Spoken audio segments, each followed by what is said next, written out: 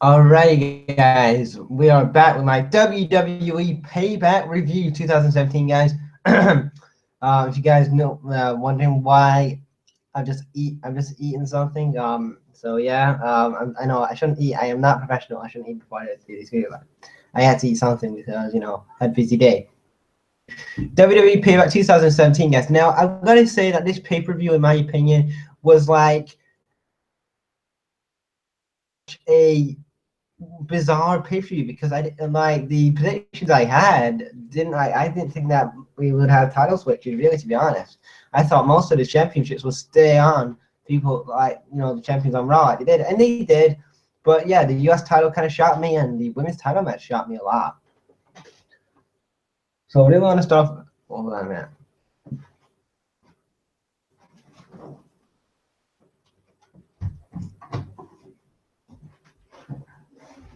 Just shut that window. Anyway, so the first match tonight, which was basically it was the pre-show match. It was Enzo and Kaz versus the Club, and in my opinion, it was a good match. I won't say it was a bad match. I enjoyed it. Enzo gets the win because basically Enzo's just there to just basically get beat up, and then Big Kaz will run in and he would also make you save because he's going to be the big star. And there's money in Enzo, but obviously Vince sees more in Big Kaz. But yeah, I feel kind of sorry for the for Big Kaz and Enzo because they was having so much like they were so over this past year, over a year ago, and then you look at them now, they're on the pre-show against the Club, and I know that the Hardys are there and they kind of took that big babyface role, but yeah, I hope that maybe at SummerSlam they take the belts off the Hardys or something like that because these two guys have a lot of potential, and I said this before on the channel that I would love to see these guys win the tag belts because the story's been on the main roster that they've never been able to capture the tag titles. They never did it on NXT. They haven't done it so far on the main roster. So hopefully when they get that chance, maybe at SummerSlam, that they're gonna win the big one. So that's what I want to see. And for the Club, I kind of feel sorry for those guys as well. It's like every time that they kind of get a start in WWE, it's like the WWE go one step forward, 3 steps back with those guys. I don't know. It's like the Raw Tag Team division. There's only I think 4 relevant, really, to be honest. Apart from that, the tag team division is dead. Oh yeah, and the Revival, but the Revival, Dash Wilder got injured a couple weeks ago, so they was going to be really challenging the Hardys apparently. What I was gathering, and then obviously Dash Wilder got picked up that injury, so now that got up their prize, and he went with Sheamus and Cesaro as the heel tag team now, the top heel tag team, because obviously now taken off TV because Dash Wilder's injury, so yeah, they're going to get that spot that Cesaro Sheamus got, so yeah. Then we got a Miz TV segment where it's Miz and Finn Balor. I want to have these Miz TV segments or any talk show segments. I just think that the takeover drama, like if it's the heel, like he's gonna get beat up by the babyface, or the babyface is gonna beat up, or the heel's gonna beat up. It's just so predictable. Basically Finn Balor, the Miz tells Finn Balor saying that every time. So basically, Miz is basically talking about. Do you know who the Universal Champion is? And then Balor's like, yeah, I know, it's Brock Lesnar. And then after that, basically he talks about Finn Balor's accomplishments, and then he talks trash about Finn Balor. Finn Balor then attacks the Miz, and then I don't know where to go with Finn Balor because in my opinion they could go 2 routes, and I think obviously the route that I think they're gonna go. Now there's been rumors that there's gonna be Jeff Hardy, Brock Lesnar at SummerSlam, but in my opinion, I think that they're going to do Brock Lesnar versus Finn Balor the next pay-per-view. So, I haven't heard anything. I've heard that Finn Balor next I've heard that there's rumors of Brock Lesnar, but I haven't heard it confirmed. If you guys know, then you guys will tell me. But I think that they've got that idea of having Finn Balor versus Brock Lesnar. Now, that would be a good feud, and I wouldn't mind that feud. But in my opinion, I wouldn't really want to see that. The feud I want to see at SummerSlam is Braun Strowman versus Brock Lesnar. Now, I know a lot of people are like, oh, they're both heels. It wouldn't work. Well, does it care if they're both heels? Really, because Braun Strowman is the most over babyface, to be honest, on that roster, on the Raw roster. And Brock Lesnar is the most hated guy on Raw. So it makes perfect sense. And in my opinion, I know a lot of people don't want to turn Braun Strowman face because the way, you know, the way he might get booked from a Big Show standpoint of thing, but the way he gets those reactions, I mean, you can still turn him face and have him as master babyface. I mean, I don't know why you would do that if you don't. I mean, you just kind of keep away from the Big Show Kane stuff, and then you're fine. Don't do the Big Show Kane treatment on him, and he works up as a legit badass. So I think that's pretty cool. And also you could turn him back as a heel if you wanted to. I mean, it depends with the Braun Strowman character. You could turn him face at one point or a heel the next year. It doesn't matter. But yeah, that was that. Anyway, on to the main show. So we had the Chris Jericho versus Kevin Owens. It was a good match. I love it anytime that these two guys have a match in the ring. Basically, Chris Jericho does stand on KO's finger, which was kind of funny. And also that would play a factor later on in the match because KO tried to lift up for the proper powerbomb. And then Chris Jericho would basically make KO tap out to the walls because earlier, before that, KO did use his finger to get onto the ropes. I thought that was kind of funny. So yeah, Chris Jericho won the title, and I was there. I was scratching my head. I think it decision now. I know that Chris Jericho is leaving this month to do tours with Fozzy, and I was thinking they're not going to put the title back on Chris because AJ Styles, Kevin Owens feud going because KO was laid out AJ last week, and you know they've been building up a pretty decent feud there on SmackDown. And then it got slightly fucked up the plans now because he got Chris Jericho as the new United States champion. In my opinion, do they go for another AJ Styles Chris Jericho feud? But in my opinion, I think the way that they can take this title off Chris Jericho is he loses it tomorrow night on SmackDown, and then he goes away to Fozzy or something like that, and then we don't see him until maybe WrestleMania next year. That's how I would book it anyway. But yeah, it was a good match, and I really enjoyed it. You know what? In my opinion, these two guys are really kicking ass. And I've really enjoyed this feud, this KO and Jericho feud. I think it's one of my best feuds on Raw. I've actually enjoyed. Then we had the cruiserweight match. We had Austin Aries and Neville. A real good match. Another feud that I'm really enjoying is this Austin Aries and Neville feud. And in my opinion, I was never really a big fan of Neville because I never really saw him as really a heel. I always thought that he was going to be always the clean-cut babyface. But ever since he's turned heel, he has really changed my opinion on the Neville character and how he's really engaged and really, you know, gotten hold with both hands of this Neville character, this new heel, cocky character. And he retained his title with basically DQ. He pushed the ref, and the ref got pissed. And he was like, that's it, DQ, because Austin has had him in the last chance to it. So obviously he pushes Neville's the ref to basically break up the pin, and obviously the ref gets pissed and then disqualifies and I hope that Neville at least keeps it for a bit longer. I know that they want to put their time on Austin Aries at some point, but I would really hold on that and maybe wait till at least maybe Money in the Bank. What pay-per-view do they have next? Do they have Money in the Bank?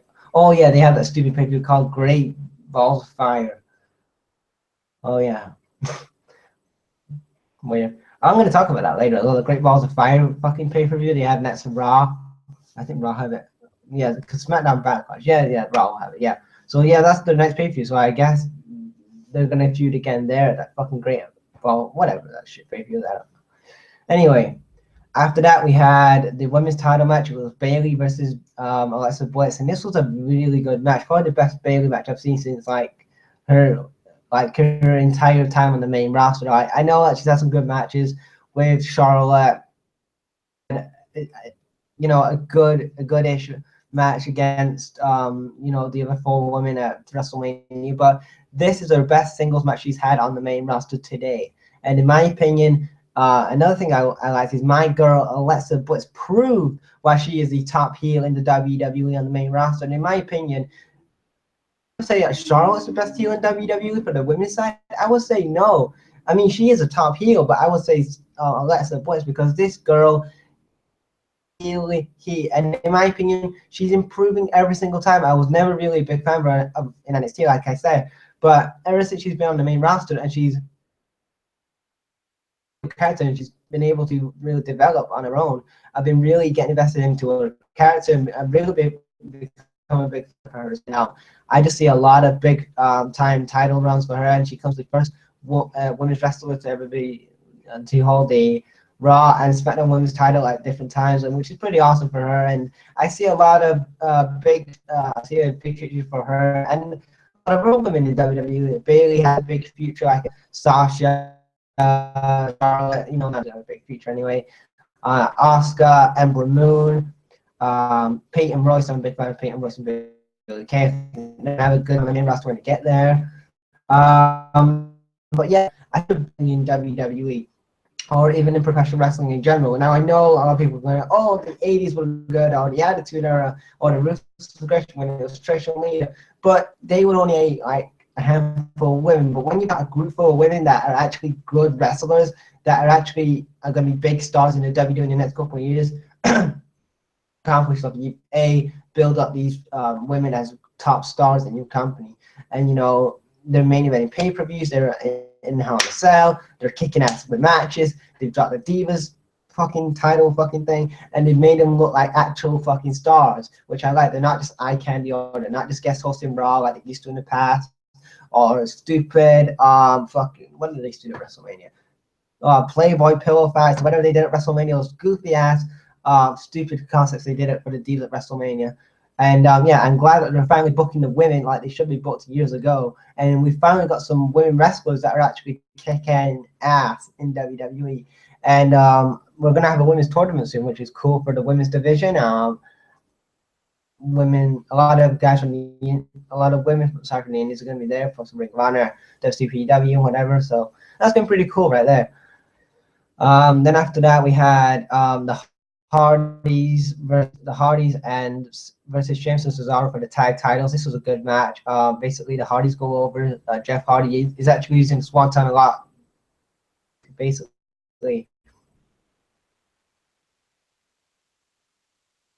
using like body, like his back would never connect to the wrestlers, like and it would look so goofy, and he would botch his move like so many times. But you know, obviously he's come back, and also he's getting a bit older. He's in his 40s nearly anyway, so he's really adapted to him, like connecting that Swanton bomb, and he got it on Sheamus from his back. Gets the win. After the match, Sheamus and Cesaro turn heel and basically turn on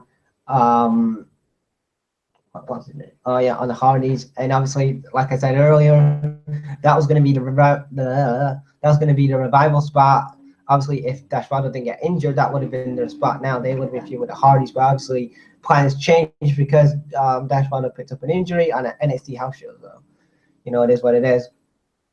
After all, versus Samoa Joe.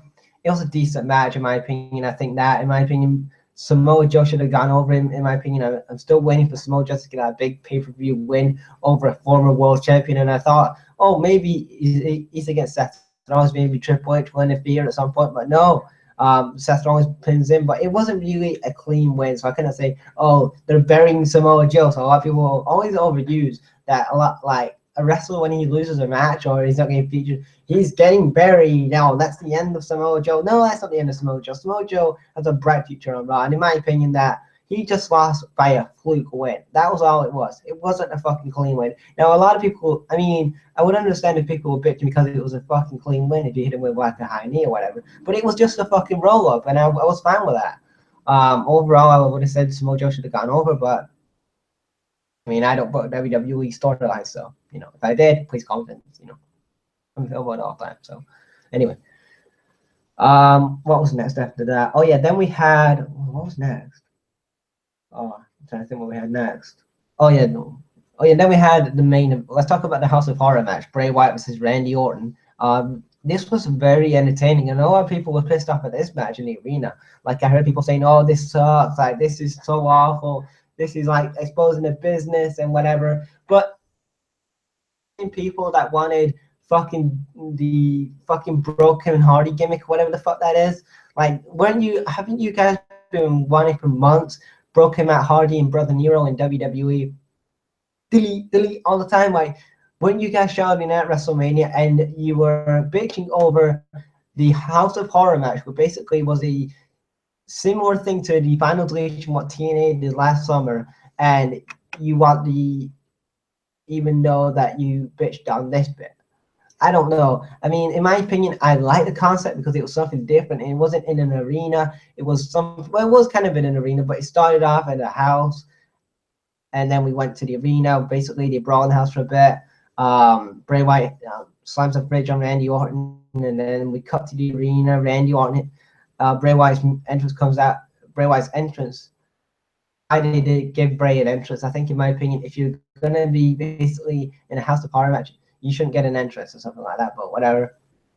Basically, Bray Wyatt gets out from Jinder Mahal because Jinder Mahal was hit Randy Orton with the WWE title. Then Bray Wyatt picks up the win. And actually, I thought that was another shocking result there. I didn't think that Bray Wyatt would pick up the win over Randy Orton because Randy Orton just recently won the belt. Obviously, Randy Orton hasn't dropped the belt tonight, but basically, that Bray Wyatt, and we know over the past couple of years how Bray Wyatt's been booked in these big feuds when he finally, especially after WrestleMania, when he's had that big moment at WrestleMania where he hasn't won and then he loses at the next pay-per-view. He didn't lose at this pay-per-view. He actually got the win, which I was kind of shocked about. And I hope that they book Bray Wyatt properly on Raw. Like, I liked how they booked him on SmackDown, and I would love to see that continue on Raw. When he feuds with Finn Balor or whoever he's going to feud with. It looks like Finn Balor by now. But yeah.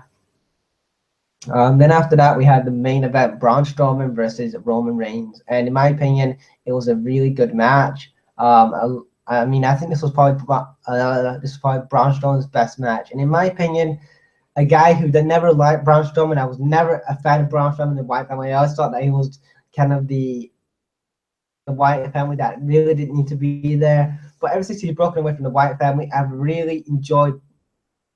Braun Strowman arrived last night at PayBack when he destroyed Roman Reigns and defeated him. And then after that, we had Braun Strowman basically try to take out Roman Reigns on the ambulance, but fucking Roman Reigns hits him with a fucking ambulance.